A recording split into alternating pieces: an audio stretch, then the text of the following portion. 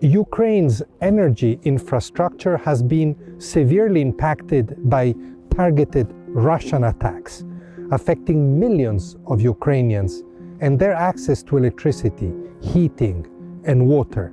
With the cold winter upon us, generous funding from Croatia comes at a critical time. With support from donors like you, our teams are working quickly, repairing homes, and providing thermal kits to help families insulate their homes and save energy.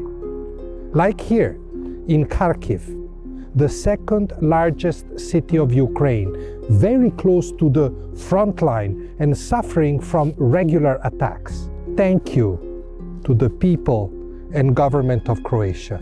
Your help means that Ukrainians can hold on to hope and remain in their homes this winter.